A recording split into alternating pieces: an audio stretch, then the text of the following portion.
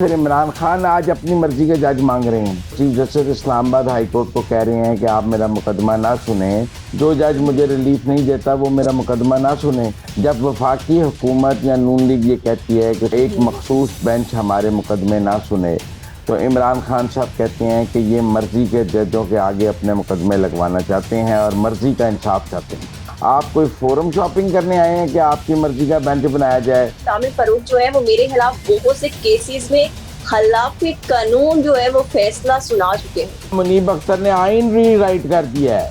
साकिब निसार साहब के बेटे को वहाँ पे नजम को स्टे मिला है। जैसे उन्होंने असद उमर को पार्टी से निकाला है, ऐसे ही वो परवेज खटक साहब को भी निकालना चाहते हैं। इन परवेज खटक को टिकट नहीं देगा वो। परवेज खटक ने क्या इस्तेकाम में पाकिस्तान पार्टी में जाना है। केपी के लोग पंजाब से ज्यादा टूटेंगे।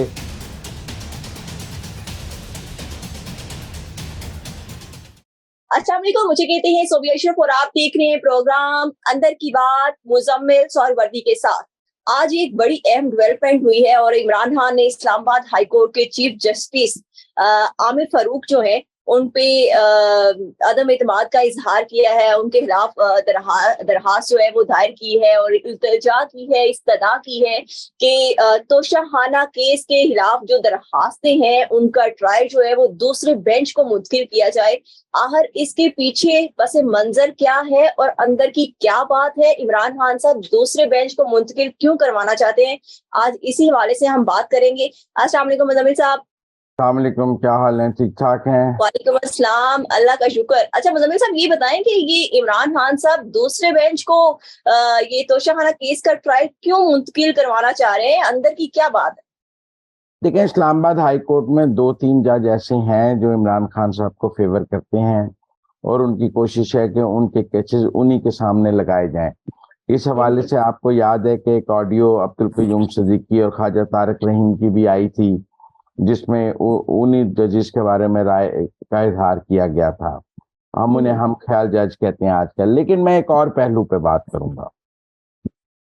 जब वफाकी हुकूमत या नून लीग ये कहती है कि सुप्रीम कोर्ट में फुल कोर्ट बनाया जाए या एक मखसूस बेंच हमारे मुकदमे ना सुने, तो इमरान खान साहब कहते हैं कि ये मर्जी के जजों के आगे अपने मुकदमे लगवाना चाहते हैं और मर्जी का इंसाफ चाहते हैं।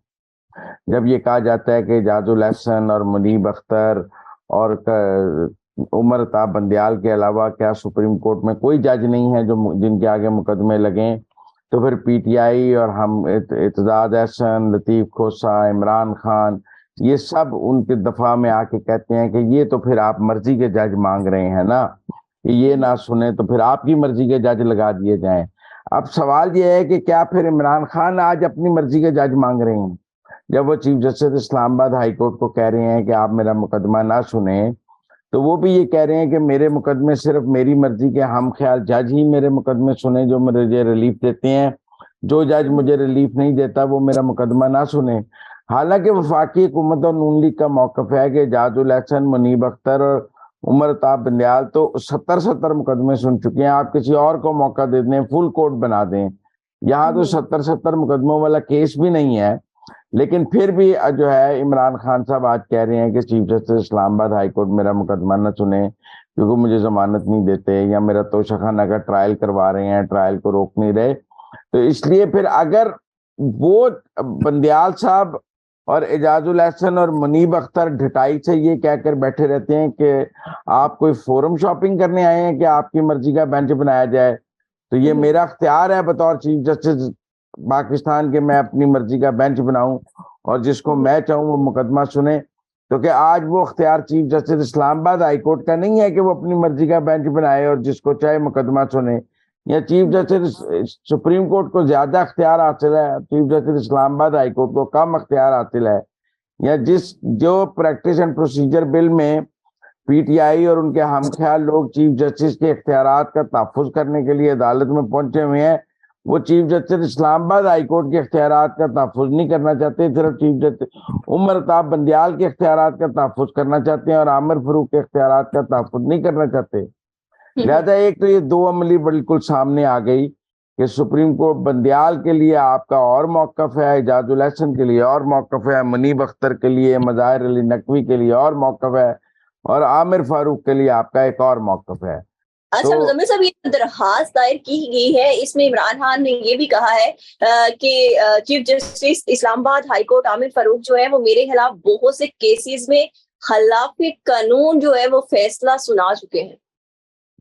देखिए, मेरे तो ख्याल में चीफ जस्टिस आमिर फारूक साहब को, इमरान खान को इस दरखास्त पर तौहीन अदालत का नोटिस दे देना चाहिए और उन्हें कंटेम्प्ट ऑफ कोर्ट का नोटिस देकर इस दरखास्त पर कंटेम्प्ट की प्रोसीडिंग शुरू कर देनी चाहिए।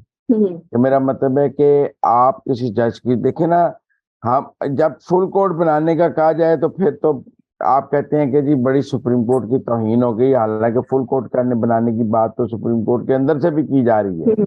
और जब आमिर फारूक के ऊपर आप हमले करें तो आप कहें कि नहीं नहीं, ये तो बड़ी इमरान खान को इजाजत होनी चाहिए कि वो किसी जज के ऊपर ये इल्जाम लगाए कि वो खिलाफ कानून फैसला कर रहा है, या मुनीब अख्तर ने आइन री राइट कर दिया है तो आप इजाजत नहीं दे रहे कि मुनीब अख्तर के खिलाफ बात की जा सके, और इधर वो आमिर फारूक ने आपको 2 जमानतें नहीं दी तो आप उस पर रोने लगे हैं और आप कहते हैं कि इसने खिलाफ कानून, वो कह रहे हैं तोशा खाना का ट्रायल होगा तो आप कह रहे हैं कि बड़ी ज्यादती कर दी है कि तोशा खाना का ट्रायल करने की बात की जा रही है, मेरा स्टे ऑर्डर तोड़ा जा रहा है। तो इसलिए ये 2 अमली तो सामने आई है और मैं समझता हूँ कि चीफ जस्टिस उमर अता बंदियाल साहब भी chief justice Islamabad high court Aamir Farooq के साथ कोई अच्छा सलूक नहीं कर रहे हैं और उनके नीचे से जजेस को जो है प्रोवोक कर रहे हैं और वो वहां पर अपनी पैरेलल एक सिस्टम को चला रहे हैं जो हम देख भी रहे हैं। जिस तरह साकिब निसार साहब के बेटे को वहां पे नजम को स्टे मिला है और चीजें मिली हैं, क्या वो कानून के मुताबिक हैं जो बाकी चीजें, तो इसलिए वहां एक दो राय तो और तो एक चीज ये जैसा सुप्रीम कोर्ट में नजर आ रहा है कि एक वाजे डिवीजन जजेस के खिलाफ, वैसे ही इस्लामाबाद हाई कोर्ट में भी नजर आ रही है। लेकिन फिर भी मैं समझता हूँ कि चीफ जस्टिस आमिर फारूक को तौहीन अदालत का नोटिस देना चाहिए इमरान खान को और इस दरखास्त पर उनके खिलाफ तौहीन अदालत की कार्रवाई करनी चाहिए और उन्हें कहना चाहिए कि आप अगर कोई फैसला खिलाफ कानून आपको लगा है तो आप उसके खिलाफ अपील कर सकते हैं जाकर सुप्रीम कोर्ट में, आपके खिलाफ अपील के लिए अथॉरिटी मौजूद है। मेरा ऑर्डर, अब देखें ना, सुप्रीम कोर्ट का ऑर्डर तो अपीलेबल भी नहीं है और सुप्रीम कोर्ट कहता है कि मैं अपनी मर्जी का बेंच चुनूंगा, तो इस्लामाबाद हाई कोर्ट का ऑर्डर तो अपीलेबल है, आपको कोई फैसला कानून के मुताबिक नहीं लगता, आप जाके उसके खिलाफ अपील कर लें।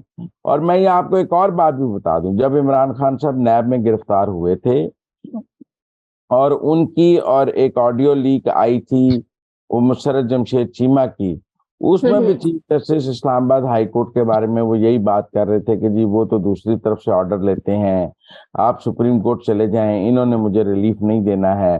तो उनकी ये राय आमिर फारूक के बारे में ये कोई नई नहीं है, ये पुरानी राय है और इस पुरानी राय के साथ ही वो चल रहे हैं। वो ऑडियो लीक भी लोगों के सामने है जिसमें वो ये कह रहे हैं कि जी वो दूसरी तरफ से ऑर्डर लेते हैं, वो मेरे साथ नहीं है। तो ये कोई आज नई राय नहीं है कि हम इस दरखास्त पर बड़े हैरान परेशान हो जाएं, लेकिन मैं फिर भी समझता हूँ कि आमिर फारूक साहब को उन्हें तौहीन अदालत का नोटिस देना चाहिए।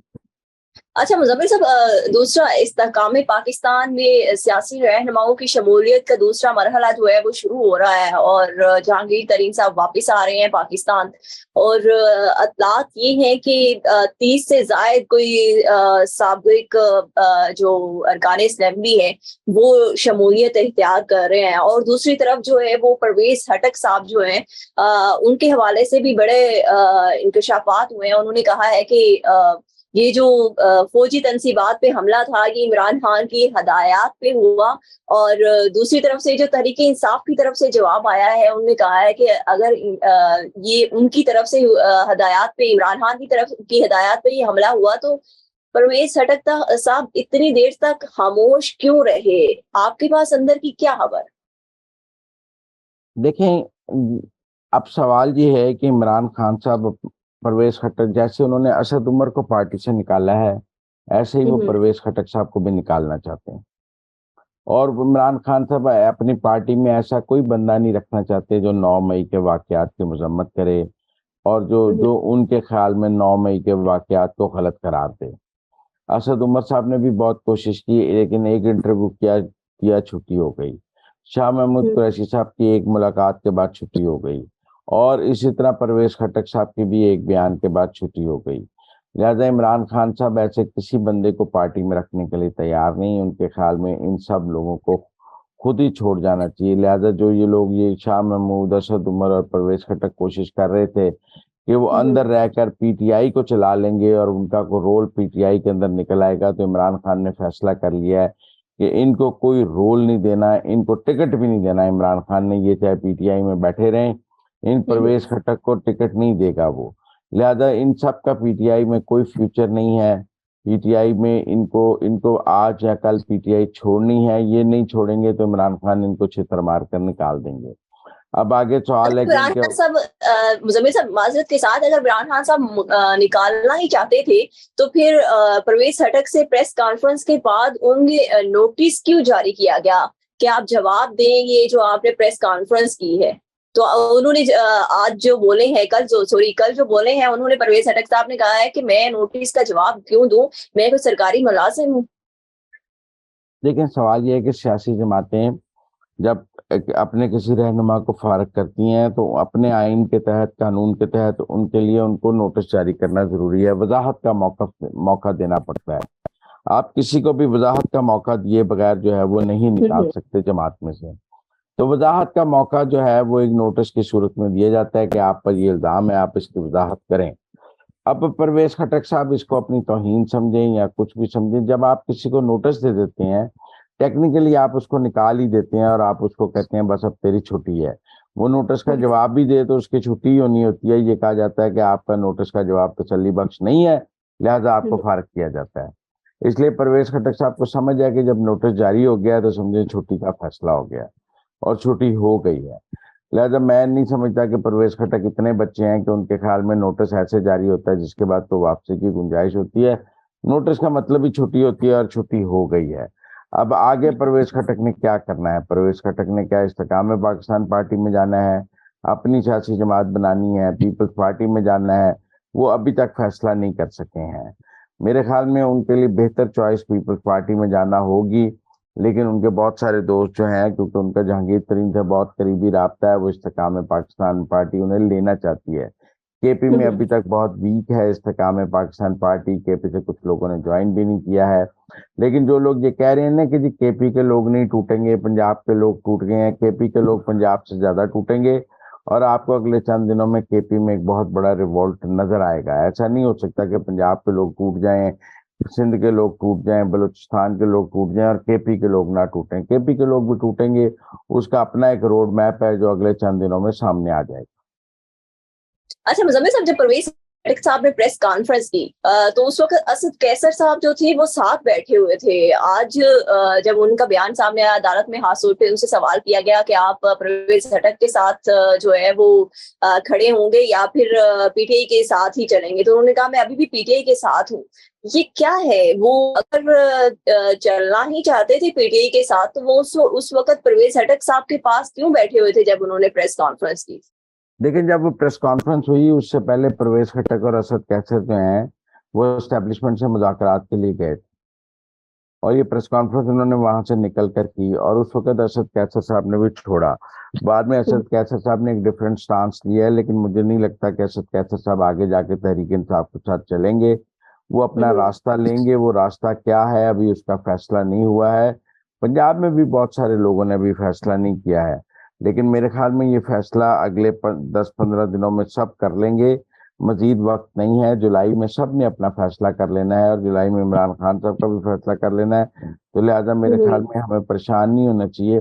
असद कैसर साहब भी तहरीक इंसाफ के साथ नहीं रहेंगे, वो भी तहरीक इंसाफ छोड़ ही देंगे। यानी ये किसी पार्टी में मरकजी रुकनियत का इंतजार कर रहे हैं, ऑफर का? हाँ, वो अपने लिए अगला रोड मैप इवेल्युएट कर रहे हैं। हर एक का अपना हल्का है, वो कहाँ से जीत सकता है, कैसे जीत सकता है। असद कैसर साहब का पुराना ताल्लुक जमात इस्लामी के साथ है, वो जमात इस्लामी के साथ वापस जाना चाहेंगे, या वो इस्तेकाम पाकिस्तान पार्टी में खुद को कंफर्टेबल नहीं समझेंगे क्योंकि वो कभी भी जहांगीर तरीन और अलीम खान ग्रुप में नहीं रहे हैं। लिहाजा उनके लिए इस्तेकाम पाकिस्तान पार्टी में जाना मुमकिन नहीं है, पीटीआई में उनकी सियासत। देखिए, असद कैसर साहब 2013 में वजीर आला केपी बनना चाहते थे और उनकी जगह परवेज खटक साहब को बनवाया था, वो जहांगीर तरीन वगैरह ने बनाया था और असद कैसर को स्पीकर बना दिया था, हालांकि असद कैसर वजीर आला बनना चाहते थे। लिहाजा असद कैसर जो हैं वो कभी भी जहांगीर तरीन और परवेज खटक वगैरह के साथ नहीं जाएंगे। वो अपनी अलग सियासत करेंगे, वो कहाँ से और कैसे करेंगे उसका फैसला ये अगले 10-15 दिन में हो जाएगा। Thank you so much Muzammil साहब के आपने हमें अंदर की बातों से आगाह किया। इंशाल्लाह कल हाजिर होंगे एक नई अंदर की बात के साथ। इसके साथ ही मुझे इजाजत दें। अल्लाह हाफिज।